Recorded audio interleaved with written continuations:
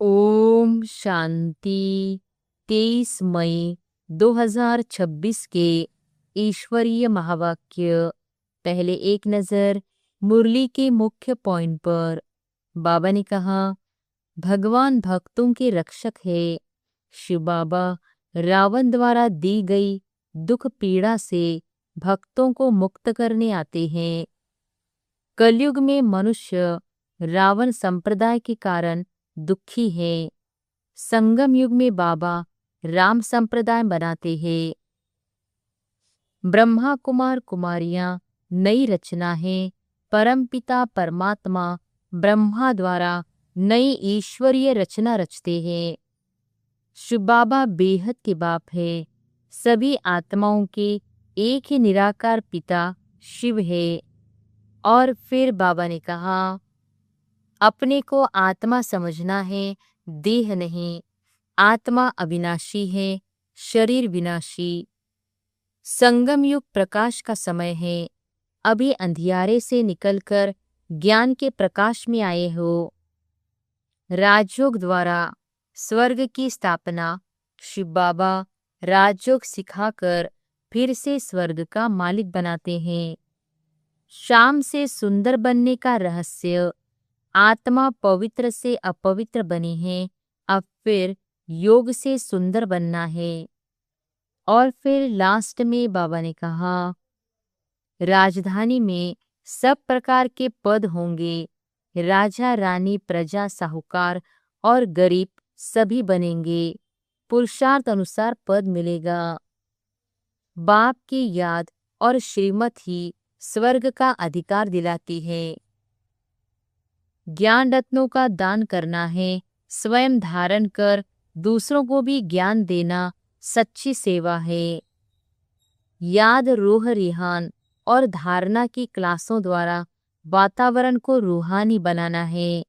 और अब सुनते हैं महावाक्यों को विस्तार से। मुरली का सार। मीठे बच्चे, रावण ने तुम्हें बहुत पीड़ित किया है। अभी तुम भक्तों का रक्षक भगवान आया है तुम्हारी पीड़ा को दूर करने। प्रश्न है, सपूत बच्चों की मुख्य 2 निशानियां सुनाओ। उत्तर है, सपूत बच्चे सदा माता पिता को फॉलो कर तख्त नशीन बनेंगे। खूब पुरुषार्थ में लगे रहेंगे। उनकी बाप से दिल बहुत सच्ची होगी। सच्चे दिल वाले सदा श्रीमत पर चलेंगे। अगर अंदर में सच्चाई नहीं तो याद में रह नहीं सकते। गीत है, भोलेनाथ से निराला कोई और नहीं। ओम शांति। मीठे मीठे बच्चों ने यह भक्ति मार्ग का गीत सुना। भक्त इस गीत के अर्थ को नहीं जानते। तुम भगवान के बच्चे बने हो। भगवान रक्षक है भक्तों का। तुम भी रक्षक हो भक्तों के। भक्तों की रक्षा करते हो। कौन सी आफत है जो भगत रक्षा करने के लिए भगवान को बुलाते हैं। भक्तों को रावण का बहुत दुख है। रावण संप्रदाय पीड़ित है दुखों से, तो भोलानाथ को याद करते हैं। वह है रावण संप्रदाय, यह है राम संप्रदाय। भक्तों को यह पता ही नहीं है कि हमारा रक्षक कौन है। भले गाते हैं भोलानाथ रक्षक है, परंतु क्या रक्षा करते हैं यह नहीं जानते। तुम बच्चे अब समझते हो कि भोलानाथ शिव बाबा ही बिगड़ी को बनाने वाला है। दुनिया को तो पता नहीं है कि भगवान किसको कहा जाता है। भगवान का पता हो तो फिर भगवान की रचना के आदि मध्य अंत का भी पता हो। न भगवान को जानते न रचना का पता है। इसलिए ऐसे मनुष्य संप्रदाय को ब्लाइंड भी कहा जाता है। दूसरी तरफ तुम हो जिनको दिव्य बुद्धि मिली है। अब तुम्हारा नाम ही है ब्रह्मा कुमार कुमारियां। बोर्ड पर भी नाम लगा हुआ है, ब्रह्मा कुमारी ईश्वरीय विश्वविद्यालय। सिर्फ ब्रह्मा कुमारियां हो नहीं सकती, प्रजापिता ब्रह्मा है ना, पिता के पास बच्चे और बच्चियां दोनों होते हैं। प्रजापिता ब्रह्मा को ही इतने ढेर बच्चे हो सकते हैं, तो समझना चाहिए यह बेहद का पिता है। यह भी जानते हैं ब्रह्मा विष्णु शंकर को रचने वाला बाप ही है, जिसको निराकार कहा जाता है। यह हो गया बेहद का बाप।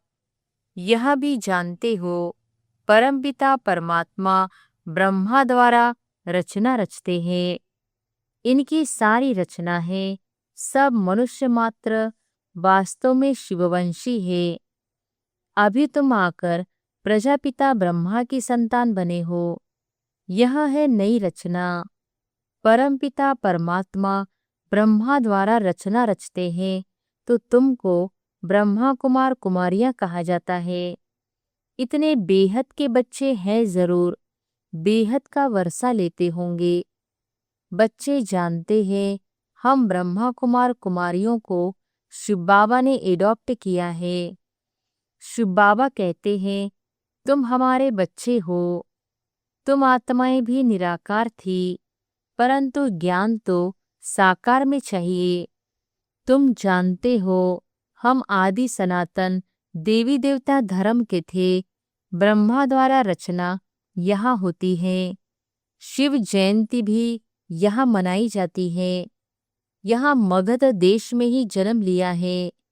बाप कहते हैं यह देश बहुत पवित्र स्वर्ग था। अभी इनको नरक मगध देश कहा जाता है, फिर स्वर्ग बनना है। तुम बच्चों की बुद्धि में है शिव बाबा हमको फिर से राजयोग सिखाएं, पवित्र बनाते हैं। गाते भी है पतित पावन भक्तों के रक्षक भगवान। भक्त ही पुकारते हैं, पतित होते हुए भी अपने को पतित नहीं समझते हैं। बाप समझाते हैं तुम सभी पतित हो। पावन दुनिया सतयुग को, पतित दुनिया कलयुग को कहा जाता है। बाप तुम्हें सब राइट बताते हैं। लाखों वर्ष की तो कोई चीज होती नहीं। मनुष्य घोर अंधियारे में है। समझते हैं कलयुग तो अभी छोटा बच्चा है, और तुम जानते हो मौत सामने खड़ा है। अंधियारे और रोशनी का वर्णन संगम पर ही किया जाता है। अब तुम घोर प्रकाश में आए हो। सतयुग में तुम यह वर्णन नहीं कर सकेंगे, वहां यह नॉलेज ही नहीं रहती। इस समय बाप बैठ बच्चों को समझाते हैं तुम सतयुग में सूर्यवंशी घराने के थे, फिर अंत में आकर शूद्रवंशी घराने के बने हो, अब फिर ब्राह्मण वंशी बने हो। अभी तुम हो सर्वोत्तम ब्राह्मण कुल के। तुम हो ऊंचते ऊंच। यह ईश्वरीय कुल है ना। बाप के पास आते हैं तो बाबा पूछते हैं किसके पास आए हो, तो कहते हैं बाप के पास। बाप दो है, एक है लौकिक, दूसरा पारलौकिक। सभी सालिग्रामों का बाप एक ही शिव है। तुम्हारी बुद्धि में यह टपकता है हम एक बाप के बच्चे हैं, जिससे वर्षा लेते हैं। निराकार वर्षा तो साकार द्वारा ही देंगे ना। बाप खुद कहते हैं मैं साधन तन में आकर प्रवेश करता हूँ। अब बाप बच्चों को कहते हैं बच्चे देही अभिमानी भव, अपने को आत्मा समझो। यह देह विनाशी है, आत्मा अविनाशी है। आत्मा को ही 84 जन्म लेने पड़ते हैं, न कि देह को। देह तो बदलती रहती है, फिर दूसरे मित्र संबंधी मिलते हैं। अभी आत्मा को बेहद के बाप से वर्षा लेना है, परमपिता परमात्मा द्वारा। तुम ही सुनकर फिर धारण करते हो।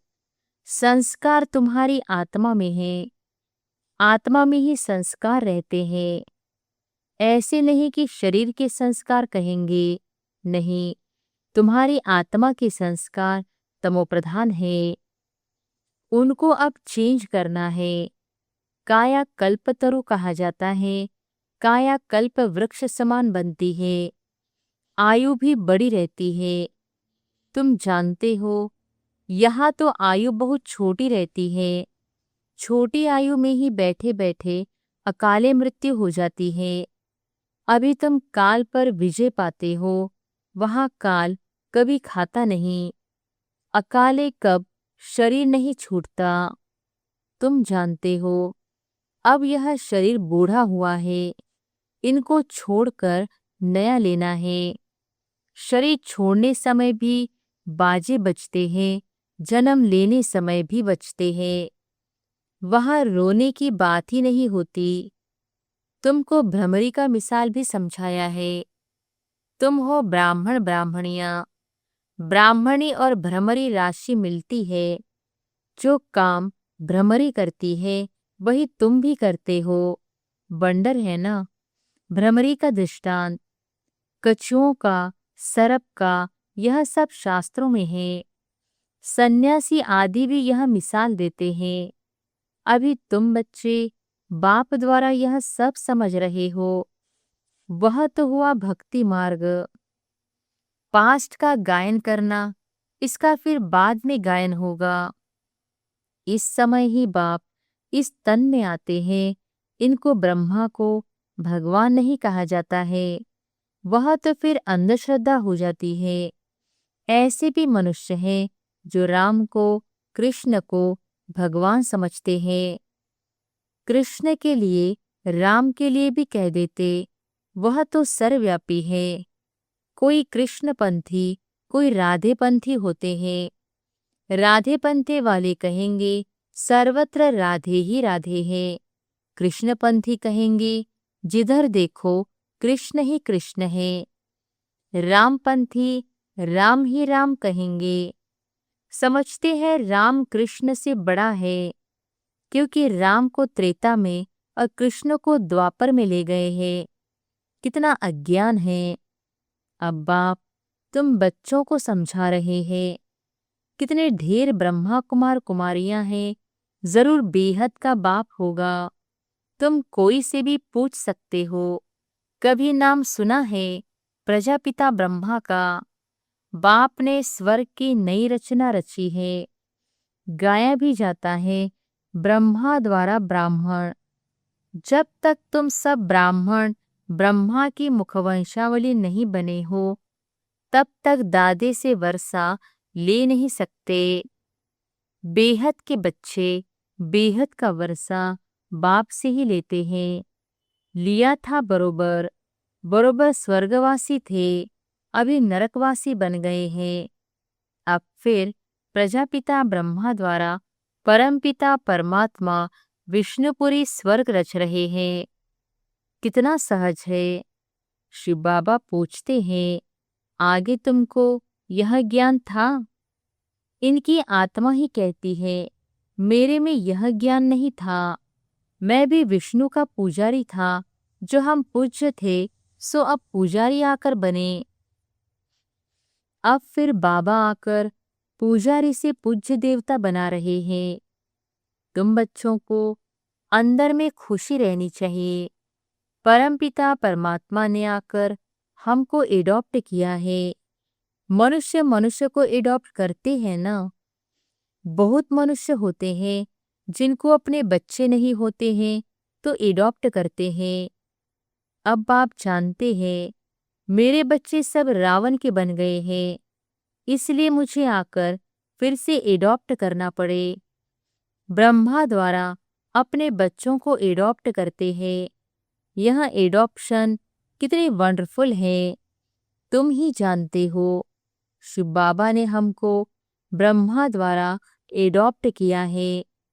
शिव बाबा कहते हैं, मैंने तुम बच्चों को एडॉप्ट किया है, तुमको बेहद सुख का वर्षा देने। यह ब्रह्मा तो दे नहीं सकते, यह भी मनुष्य है ना। प्रजापिता ब्रह्मा, मनुष्य यह ज्ञान नहीं देते हैं। ज्ञान का सागर निराकार परमपिता परमात्मा ही बैठ यह ज्ञान देते हैं। ब्रह्मा को अथवा विष्णु को ज्ञान सागर नहीं कहा जाता। इन तीनों की महिमा अलग है। ज्ञान सागर, पतित पावन एक बाप है। सारी दुनिया के मनुष्य मात्र उनको बुलाते हैं। अंग्रेजी में भी कहते हैं वह लिबरेटर है। जिससे दुख मिलता है उससे लिबरेट किया जाता है। बाप भी यहाँ आकर रावण से लिबरेट करते हैं। रावण राज्य भी यहाँ हुआ है। यहाँ ही रावण को जलाते हैं। जलाकर फिर कहते हैं सोने की लंका लूटने जाते हैं। उनको तो कुछ पता नहीं है रावण क्या चीज है, कब का यह दुश्मन है। समझते हैं राम की सीता चुराई गई। यह नहीं समझते कि हम सब सीताएं हैं। हम रावण की जेल में फंसी हुई हैं। यह ज्ञान किसमें भी नहीं है। कथाएं बैठ सुनाते हैं। शिव बाबा कहते हैं मैं दूर देश का रहने वाला आया हूँ इस देश पर आए। यह पतित दुनिया पुरानी है ना। यह है रावण की दुनिया। बुलाते भी हैं हे बाबा आओ, हम पतित बन गए हैं। बाप कहते हैं हमको पावन बनाने इस पतित दुनिया में आना पड़ता है। और मुझे आना भी उस तन में है जो पहले नंबर में पावन था, जो सुंदर था, वही अब शाम बना है। कितनी वंडरफुल बातें हैं। श्री कृष्ण को श्याम सुंदर क्यों कहते हैं, यह किसको पता नहीं है। क्या एक श्री कृष्ण को ही सर्प ने डसा? सतयुग में थोड़ी ही सर्प आदि होते हैं। बाप कहते हैं यह अंतिम जन्म मेरे कारण पवित्र बनो तो पवित्र दुनिया के मालिक बनेंगे। सिर्फ मुझे याद करो और पवित्र बनो। अलफ को याद करो तो बेबादशाही तुम्हारी है। यह है सहज राजयोग, सहज राजाई। बच्चा पैदा हुआ और वर्षे का हकदार बना। यहाँ भी बच्चे जानते हैं कि हम बाप के बने हैं तो स्वर्ग की राजाई के हम हकदार हैं। अब बाप कहते हैं सतो प्रधान से तुम तमो प्रधान बन गए हो, फिर सतो प्रधान बनना है। योग और ज्ञान सिखाने में 1 सेकंड लगता है। बच्चा पैदा हुआ और वारिस निश्चय किया। तुम बाप के बने हो तो राजधानी का वर्षा तुम्हारा है। परंतु राजा रानी सब तो नहीं बनेंगे। यह है राजयोग। राजा रानी प्रजा साहूकार गरीब सब चाहिए। इसलिए रुद्रमाला भी बनी हुई है जो भक्ति मार्ग में जपते हैं। तुम जानते हो हम राजयोग सीखने आए हैं। मात पिता को फॉलो कर पहले पहले सूर्यवंशी चंद्रवंशी बनेंगे। सपूत बच्चे यह जो मात पिता को फॉलो कर तख्तनशीन बने। पुरुषार्थ खूब करना चाहिए। बाप कहते हैं मुझे याद करो तो करते नहीं, श्रीमत पर चलते नहीं हैं। अंदर सच्चाई नहीं है। दिल सच्ची हो तो श्रीमत पर चलते, बाप को याद करते रहे। श्रीमत पर ही तुमको दादे से वर्षा मिलता है। ब्रह्मा स्वर्ग का वर्षा दे नहीं सकते। दादे की कमाई पर पोतरे का हक रहता है। बाप की कमाई के बच्चे भागीदार बनते हैं तो हकदार है। यहाँ तुमको शिव बाबा से वर्षा मिलता है। ज्ञान रतन बाप से ही मिलते हैं। तुम जानते हो हम ब्राह्मण ही सो फिर देवी देवता बनेंगे। जगदम्बा कौन है? बाप समझाते हैं यह ब्राह्मणी थी, ज्ञान ज्ञानेश्वरी थी, फिर राज राजेश्वरी बनती है। तुम भी ऐसे बनते हो। अच्छा। मीठे मीठे सिकिलधे बच्चों प्रति मात पिता बाप दादा का याद प्यार और गुड मॉर्निंग। रूहानी बाप की रूहानी बच्चों को नमस्ते। धारणा के लिए मुख्य सार। पहली पॉइंट, आत्मा में जो तमोप्रधानता के संस्कार है उन्हें याद के बल से चेंज करना है, सतोप्रधान बनना है। दूसरी पॉइंट, बाप से राजाई का वर्षा लेने के लिए सदा सपूत बच्चा बन श्रीमत पर चलना है। सच्चे बाप से सच्चा रहना है। माता पिता को पूरा फॉलो करना है। ज्ञान रत्नों का दान करते रहना है।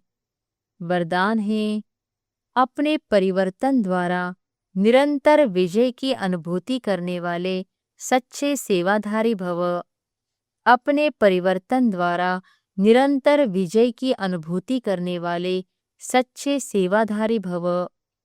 जैसे निरंतर योगी बने हो, ऐसे निरंतर विजयी बनो तो सच्चे सेवाधारी बन जाएंगे। क्योंकि विजयी आत्मा जब हर संकल्प, हर कदम में विजय का अनुभव करती है तो उनका यह परिवर्तन देख अनेक आत्माओं की सेवा स्वतः होती है। उनके नैन रूहानियत का अनुभव कराते हैं। चलन बाप के चरित्रों का साक्षात्कार कराती है।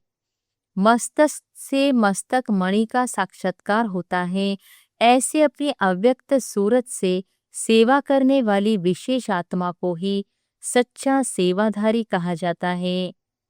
स्लोगन है, विशेषताएं व गुणदाता की देन है। दाता को देखो, व्यक्ति को नहीं। विशेषताएं व गुण दाता की देन है। दाता को देखो, व्यक्ति को नहीं। ये अव्यक्त इशारे सदा अचल, अड़ोल, एकरस स्थिति का अनुभव करो। आत्मिक स्थिति के अभ्यास से वायुमंडल को रूहानी बनाओ तो और सब बातें स्वतः ठीक हो जाएंगी। सब एकमत और एकरस हो जाएंगे। फिर माया भी नहीं आएगी, क्योंकि वायुमंडल शक्तिशाली होगा। वायुमंडल को शक्तिशाली बनाने के लिए याद के प्रोग्राम रखो और आपस में उन्नति के लिए रूह रिहान की क्लासेज करो। स्नेह मिलन करो, धारणा की क्लासेस रखो तो सफलता मिल जाएगी। अच्छा, ओम शांति।